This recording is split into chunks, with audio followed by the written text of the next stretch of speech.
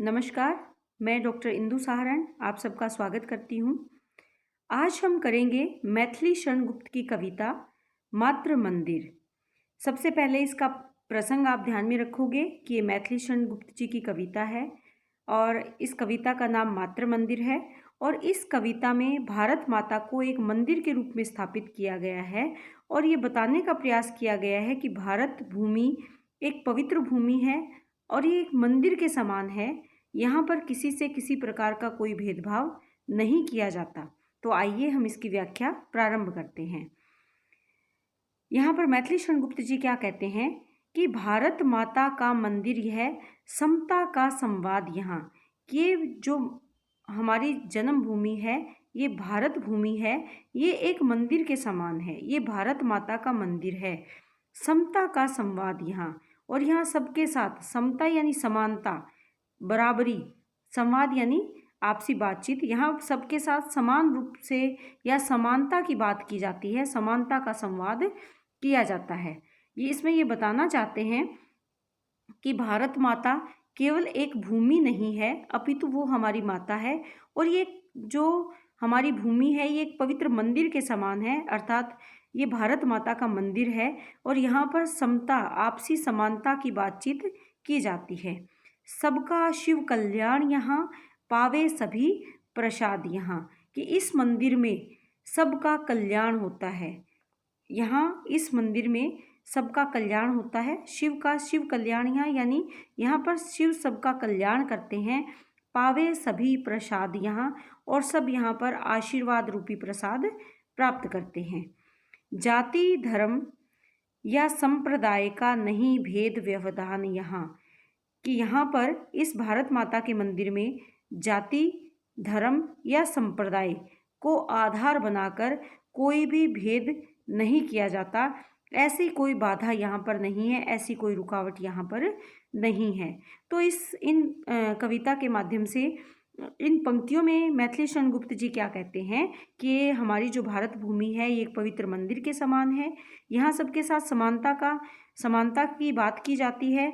शिव सबका यहाँ कल्याण करते हैं और सभी यहाँ आशीर्वाद रूपी प्रसाद प्राप्त करते हैं। जाति और धर्म या संप्रदाय के नाम पर यहाँ किसी पर कोई भेदभाव नहीं किया जाता, अर्थात किसी प्रकार की बाधा उत्पन्न नहीं होती।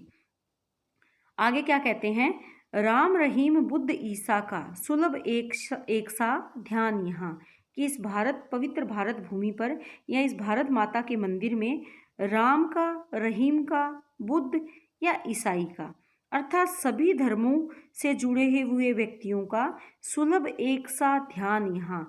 सबका एक सा, सुलभ यानी जो आसानी से मिल जाए, सहजता से प्राप्त हो जाए, कि सब इन सब से, चाहे राम से जुड़ा हो, चाहे रहीम से जुड़ा हो, चाहे बुद्ध से जुड़ा हो या ईसा से जुड़ा हो, ईसाई धर्म से जुड़ा हो, सबका यहाँ पर बिना किसी भेदभाव के सहज रूप से ध्यान भक्ति प्राप्त की जा सकती है। भिन्न भिन्न नव संस्कृतियों के गुण गौरव का ज्ञान यहाँ पर अनेक विचार, भिन्न भिन्न यानी अलग अलग प्रकार की नई संस्कृतियों के, नव संस्कृति नवीन संस्कृतियों के गुण गौरव का, गौरवपूर्ण गुणों का ज्ञान यहाँ पर प्राप्त होता है। नहीं चाहिए बुद्धि वैर की, कि हम भारतवासियों को वैर वाली बुद्धि नहीं चाहिए। वैर वाली बुद्धि कौन सी? शत्रुता के विचारधारा हमें नहीं चाहिए। शत्रुता के जो विचार हैं, जो बुद्धि है, वो नहीं चाहिए। भला प्रेम उन्माद यहाँ तो सबका भला चाहने वाला प्रेम की बात की जाती है। प्रेम की उन्माद यानी मस्ती है।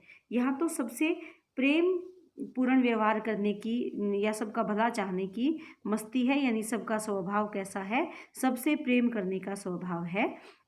किसी के अंदर भी, किसी की बुद्धि में भी वैर विरोध या शत्रुता का भाव नहीं है। सबका शिव कल्याण यहाँ है, पावे सभी प्रसाद यहाँ, कि यहाँ पर सबका शिव कल्याण करते हैं और सभी उनका आशीर्वाद रूपी प्रसाद यहाँ पर प्राप्त करते हैं।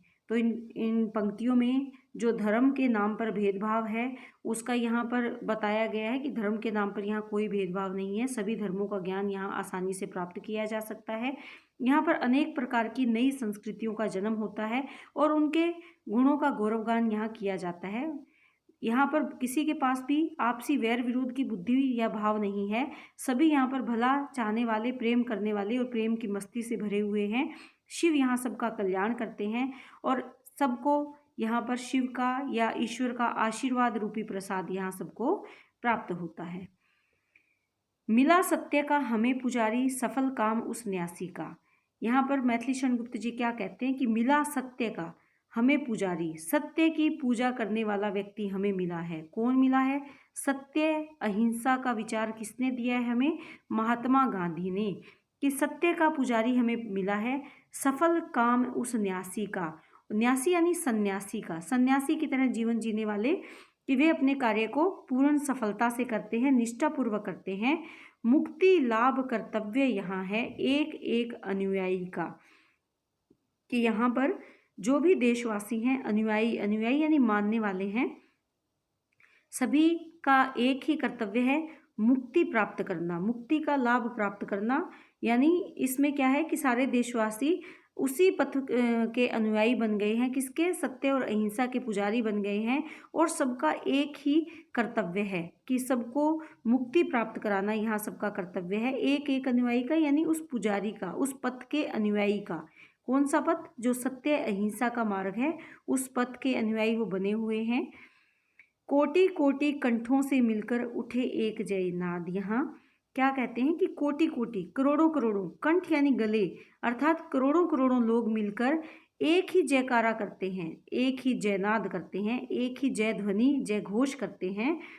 सबका शिव कल्याण यहाँ है, पावे सभी प्रसाद। यहाँ किसका जयनाद करते हैं? भारत माता का जयनाद करते हैं। करोड़ों कंठ मिलकर भारत माता का जयकारा करते हैं और इसीलिए यहाँ शिव सबका कल्याण करते हैं और सभी को अपना आशीर्वाद रूपी प्रसाद यहाँ प्रदान करते हैं। तो इसमें हमने जाना कि हमारे पास सत्य का पुजारी जो महात्मा गांधी हैं वो हमें मिले हैं, और उस न्यासी का क्या एक सफल काम है कि सबको एक सत्य अहिंसा के मार्ग पर चलाना, और उसी से सारे देशवासियों को उन्होंने अपने पथ का अनुयायी भी बनाया। कौन सा पथ? जो सत्य मार्ग का पथ है। और सारे जो देशवासी हैं उसी पथ पर चल रहे हैं। कौन से पथ पर? सत्य के पथ पर चल रहे हैं। मुक्ति का लाभ प्राप्त करने के अपने कर्तव्य का पालन करते हुए उसी मार्ग पर चल रहे हैं, उसी का पालन कर रहे हैं। और भारत में जो करोड़ों लोग हैं उनके गले से एक ही स्वर उत्पन्न होता है, एक ही जयनाद उत्पन्न होता है। वो किसका जयनाद है? भारत माता का जयनाद उत्पन्न होता है। इसीलिए शिव सबका यहाँ कल्याण करते हैं और सभी यहाँ उनके आशीर्वाद रूपी प्रसाद को प्राप्त करते हैं। तो उम्मीद करती हूँ कि ये आप कविता, छोटी सी कविता है, भारत माता की प्रशंसा यहाँ की गई है। भारत भूमि को एक मंदिर के समान समझा गया है, पवित्र समझा गया है, और इसी की यहाँ पर चर्चा की गई है। तो उम्मीद करती हूँ ये कविता आप अच्छे से समझ पाए हों। बहुत बहुत धन्यवाद।